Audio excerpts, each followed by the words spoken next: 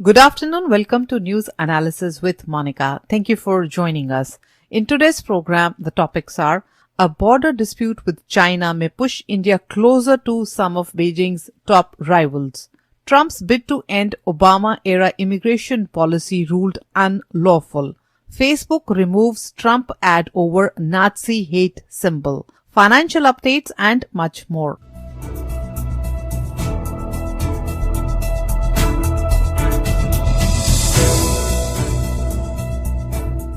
Let's begin with news in brief. The worldwide coronavirus death toll has passed 451,000, while nearly 8.4 million cases have been reported. Governor Gavin Newsom today ordered all Californians to wear face coverings while in public or high-risk settings, including when shopping, taking public transit, or seeking medical care, following growing concerns that an increase in coronavirus cases has been caused by residents failing to voluntarily take that precaution. California is likely to take the unprecedented step of mailing a ballot to every active registered voter this fall after lawmakers approved a bill today intended to protect the November election against potential disruption by the coronavirus pandemic. The ex-Atlanta police officer who shot Rayshard Brooks last weekend has been charged with felony murder.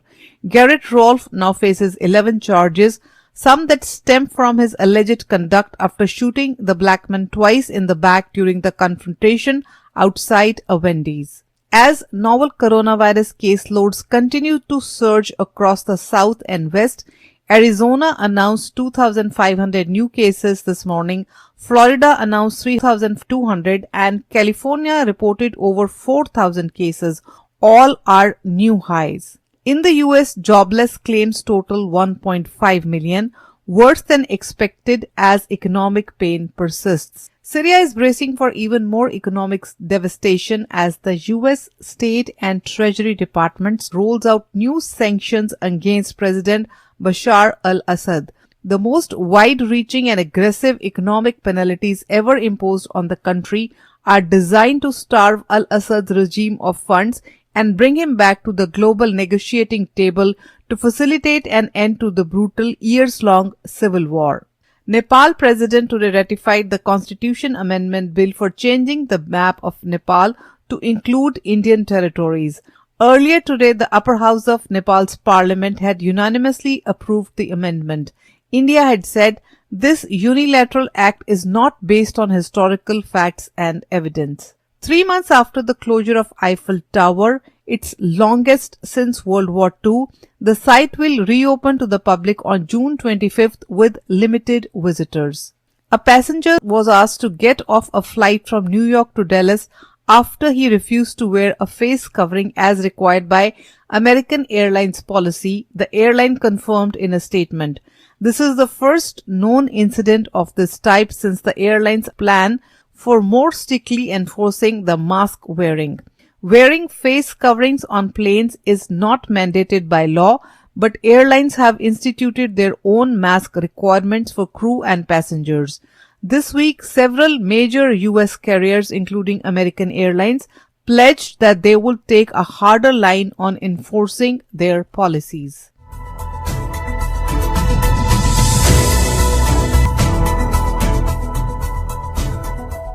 India और China के border पर जो dispute चल रहा है Galwan valley में, जहां पर मंडे रात को 20 भारतीय सैनिक मारे गए थे, तो मिलिट्री टॉक्स का आज 3rd राउंड हुआ और वहां पर कुछ बातें जो हैं उस पर एग्री किया गया और कुछ बातें आने वाली मीटिंग्स में उन पर क्लैरिफिकेशन जारी की जाएगी। कल एक और राउंड ऑफ टॉक होंगी।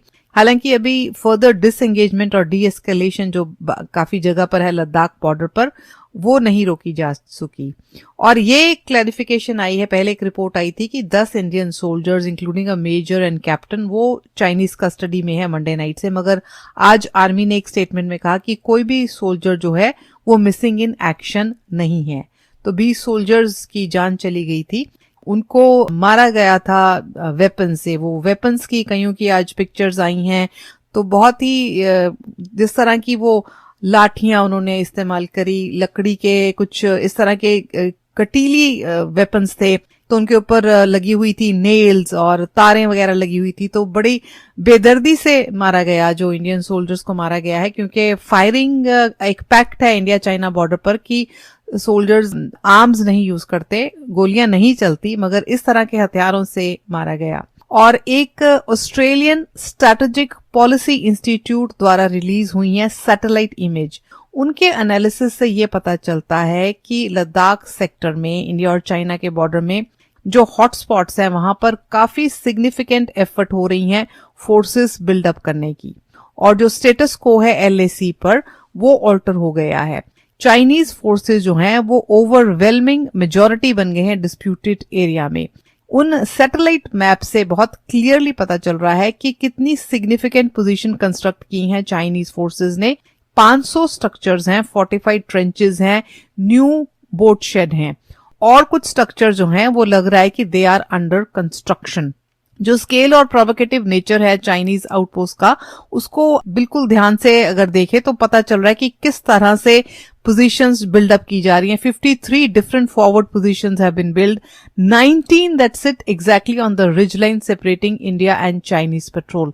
तो इंडिया की तरफ से भी वहां पर हैं फौजें वहां, और चाइना की तरफ से इस तरह की गतिविधियां चल रही हैं। अब इंडिया ने चाइना को कहा है कि वो लिमिट करें अपनी एक्टिविटी और अपनी साइड ऑफ LAC में ही रहें, क्योंकि यही विवाद था कि वहां पर, जैसे कि हम पहले जिक्र कर चुके हैं, कि क्लियर लाइन ऑफ डिमार्केशन नहीं है। तो जिस तरह का वो इलाका है वहां पर क्लियर कट लाइन नहीं है, और टेरेन बहुत ज्यादा बर्फीला इलाका है, नदियां आती हैं, पहाड़ आते हैं, तो क्लियर कट लाइन नहीं है, और एक दूसरे की टेरिटरी में इंडियंस और चाइनीज सोल्जर्स चले जाते हैं। और अब ये झड़प इसलिए हुई थी कि इंडियन सोल्जर्स ने उनको मना किया कि वहां पर आर्टिक टेंट बनाया है, और उसके ऊपर ये लड़ाई छिड़ गई और इंडिया के सोल्जर्स जो हैं वो मारे गए। चाइनीज कैजुअल्टीज भी हुई हैं वहां पर, मगर उनका जिक्र नहीं किया जा रहा मीडिया में, और छुपाई जा रही थी बात, क्योंकि चाइना नहीं चाहता कि इंटरनेशनल अरीना में वो बात को दबा कर रखना चाहते हैं।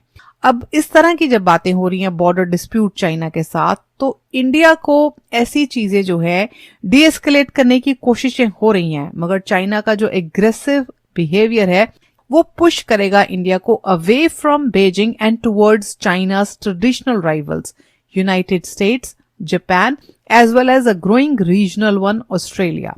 इंडिया जिस तरह से पुश बैक करना चाहता है कि चाइनीज अग्रेशन को, तो ये अपने अलाइज पर और ज्यादा रिलाई करने लग जाएगा, क्योंकि जिस तरह चाइना की आजकल का रवैया देखने में आ रहा है, 45 साल में सबसे ज्यादा एग्रेसिव इनका बिहेवियर था, और बहुत ही त्रासदी हुई, बहुत शोक पूर्वक घटना हुई कि किस तरह से 20 जवान जो हैं इंडियन आर्मी के वो मारे गए। और ये तब हो रहा है जबकि बातचीत चल रही है कि विड्रॉ किया जाए, विड्रॉल ऑपरेशन चल रहे हैं, नेगोशिएशन चल रही हैं। इस सब के बावजूद जो है इस तरह की गतिविधियां हो रही हैं।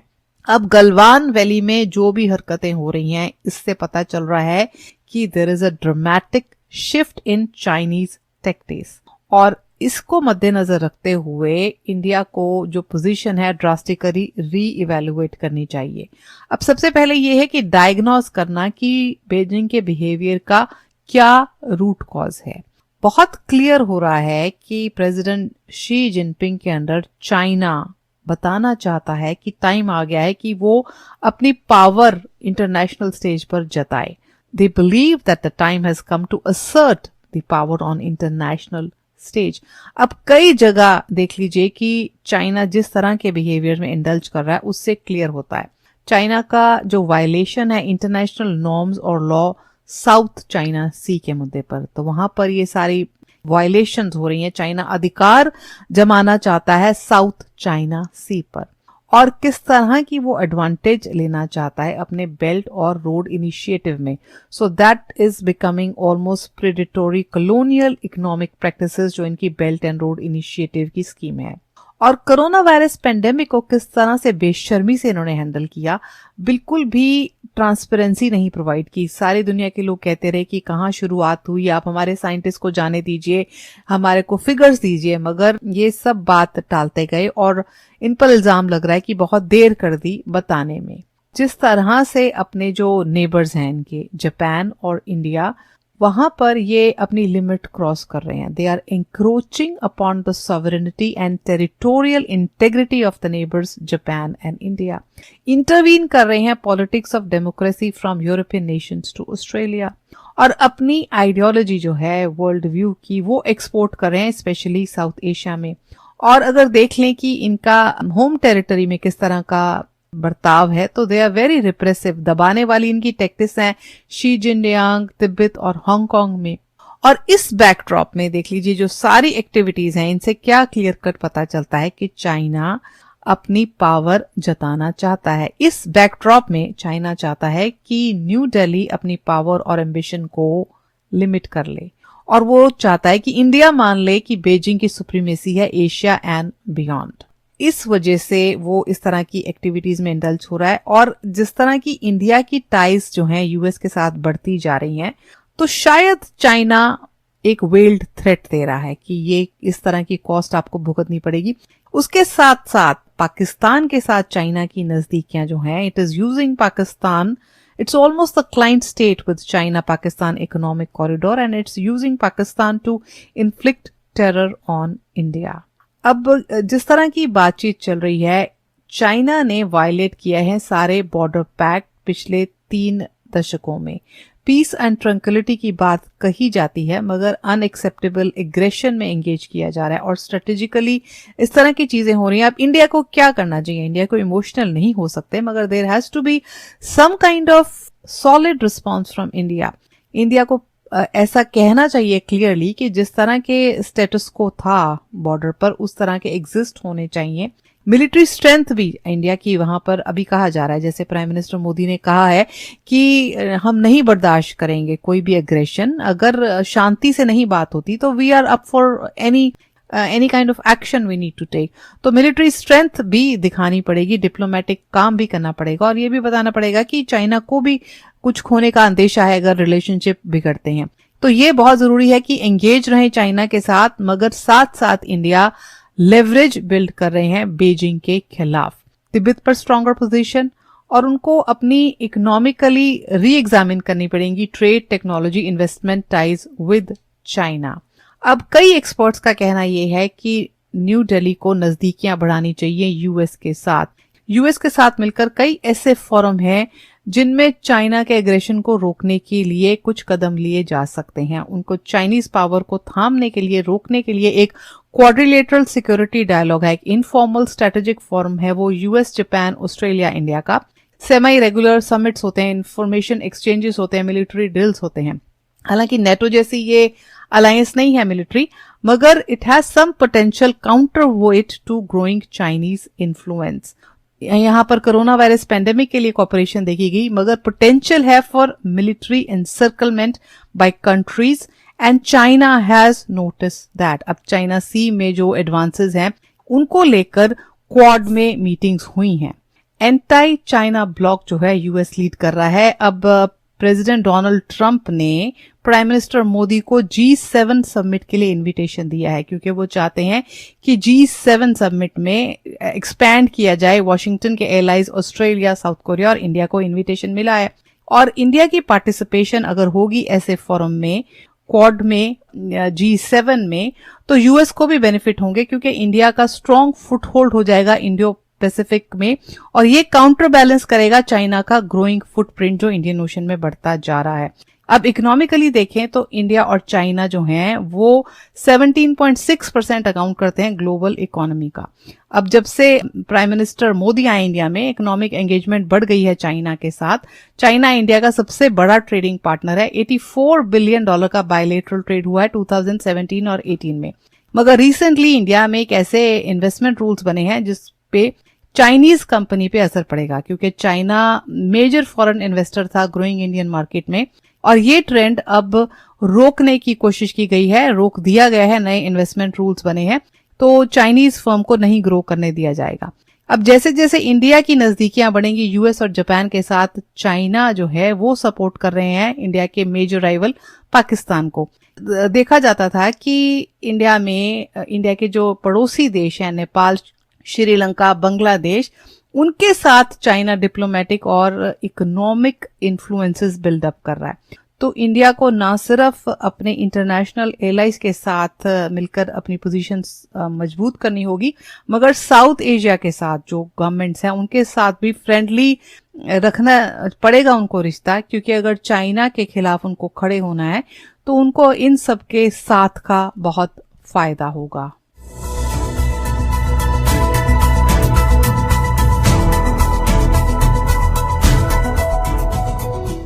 आज सुप्रीम कोर्ट ने एक फैसला दिया है कि Trump's bid to end Obama era immigration policy has been ruled unlawful. तो यंग इमिग्रेंट्स के लिए बहुत ये रिलीफ का डिसीजन था, क्योंकि सुप्रीम कोर्ट ने प्रेसिडेंट ट्रम्प को रोक दिया है उस प्रोग्राम को एंड करने के लिए जो यंग इमिग्रेंट्स को शील्ड करता है डेपोटेशन से। बहुत मेजर ब्लो है ट्रम्प एडमिनिस्ट्रेशन की हार्ड लाइन इमिग्रेशन पॉलिसी पर, क्योंकि सुप्रीम कोर्ट ने ये कहा है कि उन्होंने रद्द कर दिया है कि ये ऐसा नहीं किया जा सकता। अब ये प्रोग्राम ड्रीमर्स जो है, deferred action for childhood arrivals programme, ये फॉर्मर प्रेसिडेंट ओबामा ने शुरू की थी और ट्रम्प एडमिनिस्ट्रेशन ने कहा था कि दे वांट एन एंड। 2017 से they sought to end this Obama era policy, और सुप्रीम कोर्ट ने ये कहा है कि इसमें एडिक्वेट सब्सटेंशियल एविडेंस नहीं है, so this is unsupported by substantial evidence, और दोबारा से अपील की जा सकती है इसके खिलाफ। 700,000 जो यंग लोग हैं जो यूएस में एंटर करे थे विदाउट डॉक्यूमेंट्स, उनको प्रोटेक्शन दी जाती है डाका के थ्रू, क्योंकि जो लोग यहाँ पर बच्चे थे तब आए थे उनका कसूर नहीं है, और उनको ये दी जाती है फैसिलिटी कि वो यहाँ पर पढ़ सकते हैं, यहाँ पर जॉब कर सकते हैं, और उनको प्रोटेक्शन मिलती है कि 2-2 साल के पीरियड्स के लिए उनको प्रोटेक्शन दी जाती है। फॉर्मर प्रेसिडेंट बराक ओबामा जिन्होंने ये शुरुआत की थी, उन्होंने प्रेज की है रूलिंग की। उन्होंने वोटर्स को कहा है कि वो डेमोक्रेटिक प्रेसिडेंट को इलेक्ट करें कांग्रेस में नवंबर में, ताकि ये जो सिस्टम है इमिग्रेंट्स के प्रति जो पॉलिसीज बनती हैं, उन्होंने कहा कि ये बरकरार रहें। और जो बाइडन, जो डेमोक्रेटिक प्रेसिडेंशियल नॉमिनी, उन्होंने कहा कि अगर वो इलेक्शन जीत गए तो इस प्रोग्राम को वो परमानेंट बनाने की कोशिश करेंगे। अब डाका क्या चीज है? डाका में बहुत सारे जो बच्चे प्रोटेक्टेड हैं वो मेक्सिको या लैटिन अमेरिकन कंट्री से हैं। 2012 में एक एग्जीक्यूटिव ऑर्डर क्रिएट किया था फॉर्मर प्रेसिडेंट बराक ओबामा ने, और वो शील्ड करता है इन ड्रीमर्स को फ्रॉम डेपुटेशन, उनको प्रोवाइड करता है वर्क और study permits. Farmer President Obama ने साइन किया था order because of failed negotiations for immigration reform on Capitol Hill, और इसके तहत 30 साल की कम उम्र वाले एप्लीकेंट्स हैं वो पर्सनल इंफॉर्मेशन सबमिट करते हैं डिपार्टमेंट ऑफ होमलैंड सिक्योरिटी में। उनका बैकग्राउंड चेक होता है कि क्लीन क्रिमिनल बैकग्राउंड है, या तो वो अगर पढ़ रहे हैं या जॉब के लिए उनको परमिट मिलता है तो 2 साल के लिए उनको ये इम्यूनिटी मिलती है। They are shielded from being deported for 2 years, और ये उन्हीं लोगों को अवेलेबल है जो 2007 से यूएस में रह रहे हैं। अब डाका रेसिपिएंट्स जो हैं वो बहुत रिलीव्ड हुए और सरप्राइज हुए इस रूलिंग पे, और प्रेसिडेंट ट्रम्प जो हैं वो नाखुश हैं। उन्होंने कहा देख लिया सुप्रीम कोर्ट मुझे पसंद नहीं करता, और वो क्योंकि उनकी immigration hardline immigration policies are one of his re election campaign pitch, तो उनको लगा कि ये मेरे खिलाफ डिसीजन हुआ है।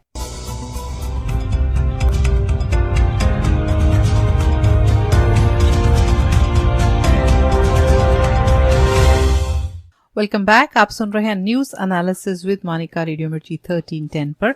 यह प्रोग्राम आप यूट्यूब के जरिए भी सुन सकते हैं। यूट्यूब पर जाकर न्यूज एनालिसिस विद मोनिका को सब्सक्राइब कर लीजिए ताकि आप तक अपडेट्स पहुंच सकें।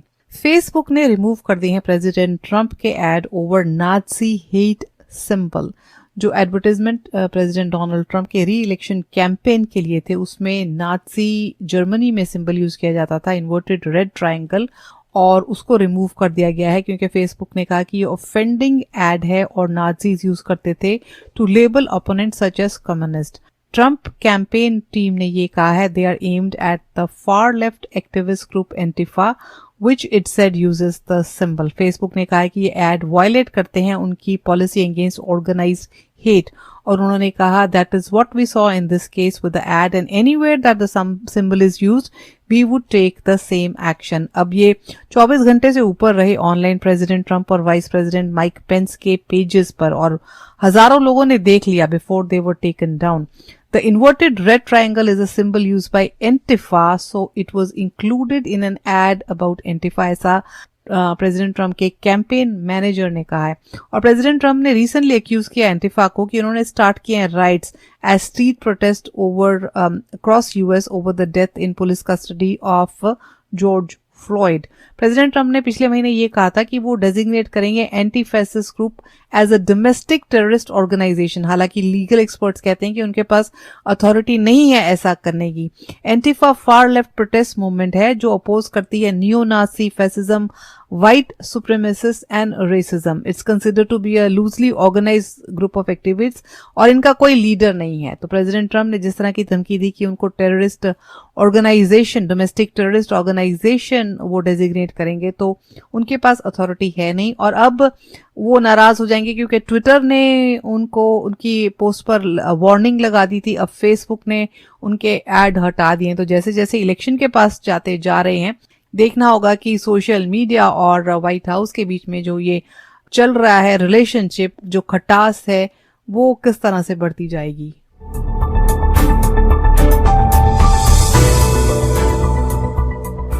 India has been elected as non-permanent member of the powerful United Nations Security Council for a 2-year term. तो इंडिया ने जीती 184 votes in the 193 member general assembly. India के साथ साथ आयरलैंड, मेक्सिको, नॉर्वे ने भी सिक्योरिटी काउंसिल की election में जीत हासिल की है। तो इंडिया अब मोस्ट पावरफुल यूएन ऑर्गन में 2 साल के लिए मेंबरशिप इनको मिली है इंडिया को, along with 5 permanent members. China, France, Russia, UK, US, ये 5 परमानेंट मेंबर है। इसके अलावा 15 मेंबर सिक्योरिटी काउंसिल में 10 नॉन परमानेंट मेंबर्स हैं।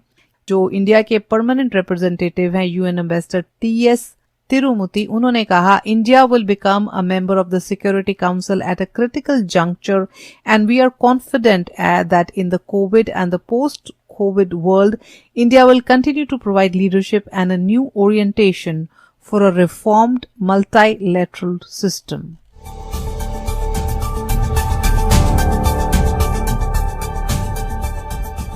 Time for a financial update. Dow falls more than 30 points, but Nasdaq manages 5th straight gain. First-time claims for unemployment insurance totaled 1.5 million last week, well above the 1.3 million expected. The Dow Jones Industrial Average fell for a second straight day today as investors weighed the rising number of coronavirus cases in the US and around the world along with disappointing unemployment data. The 30-stock Dow closed 39 points lower or at 0.2% at 26,080. The Nasdaq Composite meanwhile climbed 0.3% to 9,943 for its 5th consecutive gain. The S&P 500 ended the session up 0.1% at 3,115. Stocks struggled for direction throughout the session. At one point, the Dow was down 271 points and briefly turned positive. The S&P 500 also alternated between gains and losses for most of the day. The price of gold per ounce is $1,729. $1 is equivalent to 76 Indian rupees and 39 paisa. With that, it's a wrap for today. Please tune in to Drive Time with Monica Monday to Friday, 7 to 9 a.m. I will be back with news analysis tomorrow at 4:30 p.m. Take care, stay safe, goodbye.